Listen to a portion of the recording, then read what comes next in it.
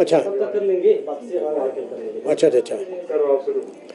आज मेरा आपने लिखना हिमाचल प्रदेश सर्व कर्मचारी पेंशनर श्रमिक युवा बेरोजगार संयुक्त मोर्चा के अध्यक्ष। किताब पूरी। बड़ी बदतर हालत है कांग्रेस की इस वक्त। विक्रमादित्य को आपने टिकट दिलाया तो आपने कहा कि हाईकमान ने बोला जी। हालांकि विक्रमादित्य पावरफुल लड़का था, पावरफुल हुआ है, बोलता है, ठीक बोलता है, अच्छा बोलता है। आपने उसको भी हरा दिया। हराया तो आपने हराया। आपने पहले ये कहा था कि हॉली लॉज की वजह से हम जो है परेशानी में आ गए। आपने तो ऐसे ताना बाना बुना कि मतलब विक्रमादित्य को आपने हरा दिया। नहीं तो विक्रमादित्य जीत रहा था। मैं बताऊंगा आपको असलियत आज। इन्होंने ऐसा ताना बाना बुना और उसको हरा दिया। इन्होंने हराया, कांग्रेस ने ज्यादा। बाकी छोड़ी आप बात सारी।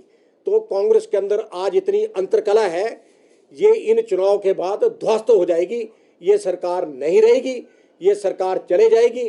जो कर्मचारी पेंशनों बेरोजगारों से न्याय करता है उनको बद्दुआ देती है। मैंने तो उनको कई बार बद्दुआ दी। मुझे तो कुछ नहीं चाहिए, मुझे ना कांग्रेस से चाहिए ना मुझे बीजेपी से चाहिए, परंतु जो असलियत होगा वो हम प्रदेश के अंदर रखेंगे। और प्रदेश के लोगों ने सुना भी है, तभी तो ये चारों लोकसभा सीटों में ध्वस्त हो गए। 68 कॉन्स्टिट्यूंसी में कोई इनको पूछने वाला नहीं था। तो मैं तो यही अंत ये कहूंगा कि इन तीनों चुनावों में भी ये बुरे तरीके से पराजित होंगे है और इसकी जांच होनी चाहिए। मैं तो आज राज्यपाल महोदय से भी कहूंगा कि आप स्टेट के मुखिया हैं, स्टेट को चला सकते हैं आप। त्याग पत्र लो सुखविंदर सुक्खू से। क्या हो रहा है? यूनिवर्सिटी के भी आप हेड हैं, वहां हो क्या रहा है? चोर दरवाजे से नौकरियां मिल रही है। तो मेरा कहने का मतलब यह है राज्यपाल महोदय, आप भी कुछ करिए। आपके अंदर भी शक्तियां हैं। ये तो आप बताइए, लूट मची है हिमाचल में।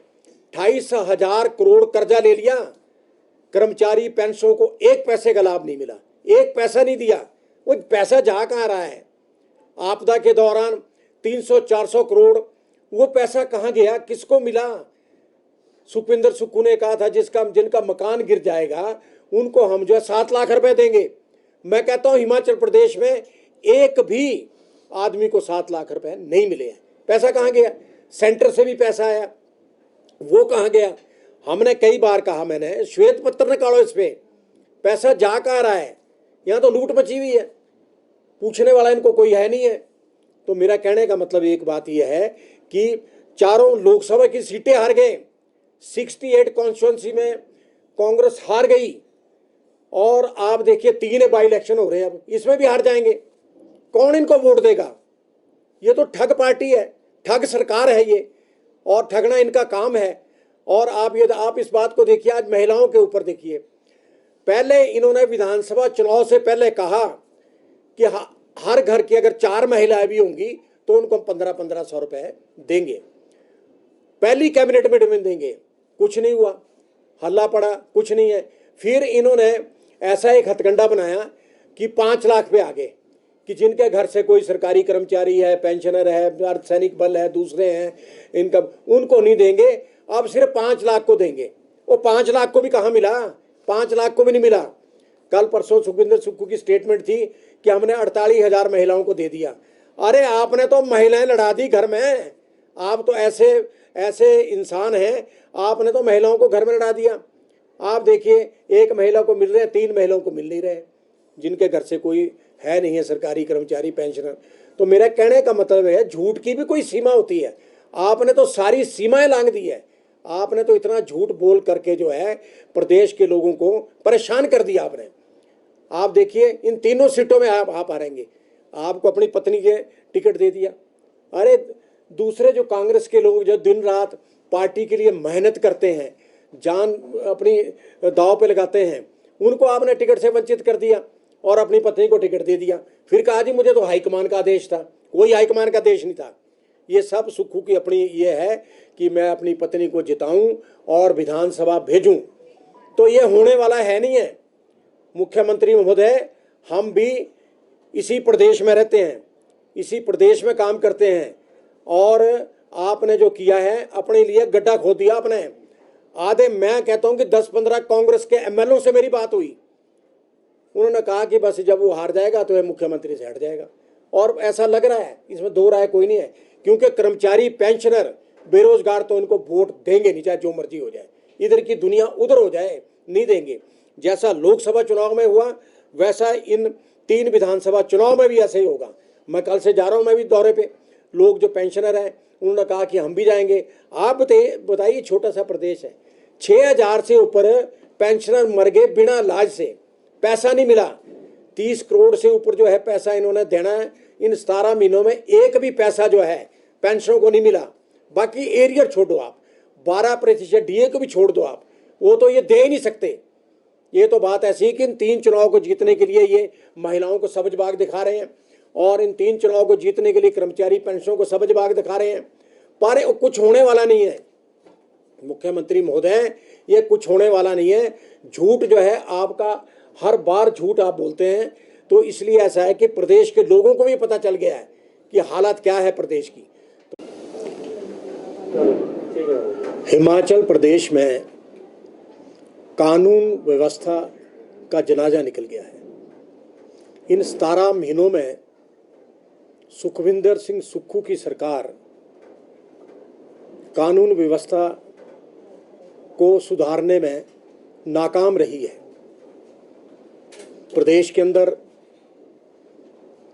कांग्रेस के नेता गोलियां चला रहे हैं, महिलाओं पर अत्याचार हो रहे हैं, बच्चियों को किडनैप किया जा रहा है। मतलब हालात ऐसी है कि प्रदेश की पहली ऐसी सरकार है कि जिसमें मतलब पुलिस विभाग वो भी खामोश है, पुलिस भी कुछ नहीं कर रही।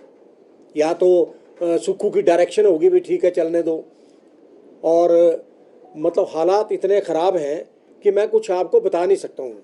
अभी पीछे मैंने भी एक 18 मई को कंप्लेंट की थी दिल्ली थाने में, जिसमें मुझे रणबीर सिंह नेगी और मतलब जो है वंदना ठाकुर ने जान से मारने की धमकी दी थी।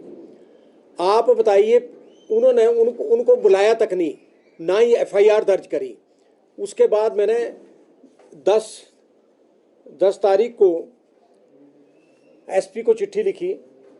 आप बताइए, उसकी भी कोई आज तक कोई कार्रवाई नहीं है। जब हमारे साथ ही ऐसा हो रहा है, आप देखिए ना, और जो आम जनता है प्रदेश की, उनके साथ क्या होता होगा वो भी आपके सामने ही है। गोलियां चला रहे हैं, बिलासपुर में गोलियां चली, कई जगह गोलियां चली, और महिलाओं से अत्याचार हो रहे, बलात्कार हो रहे हैं। क्या नहीं हो रहा है इस प्रदेश में? इसको तो मतलब ये है कि मैं तो आज ये डिमांड करता हूँ, सुखविंदर सुक्खू आप त्याग पत्र दे, कानून व्यवस्था पे आप त्याग पत्र दीजिए, क्योंकि आपसे सरकार चल नहीं रही है। सरकार चलने का आपको कोई भी मतलब कोई ज्ञान है ही नहीं है। और आप आज इस प्रकार देखिए कि हिमाचल प्रदेश के अंदर मुकेश अग्निहोत्री, उसकी बेटी को नौकरी मिल रही है यूनिवर्सिटी में, और दूसरे के कांग्रेस के नेताओं को जो है वो यूनिवर्सिटी में मतलब प्रोफेसर, असिस्टेंट प्रोफेसर की नियुक्तियां मिल रही है। चोर दरवाजे से नियुक्तियां हो रही है। और जो 10,000 लोग, 10,000 बेरोजगार जो आउटसोर्स के कर्मचारी थे, उनको निकाल के पासे कर दिया। गरीबों की तरफ कोई ध्यान नहीं है, कोई पूछता ही नहीं है, पूछने वाला कोई नहीं है। मैं जो आपसे कह रहा हूं, तो आज मेरा आपने लिखना हिमाचल प्रदेश सर्व कर्मचारी, पेंशनर, श्रमिक, युवा बेरोजगार संयुक्त मोर्चा के अध्यक्ष। किताब पूरी।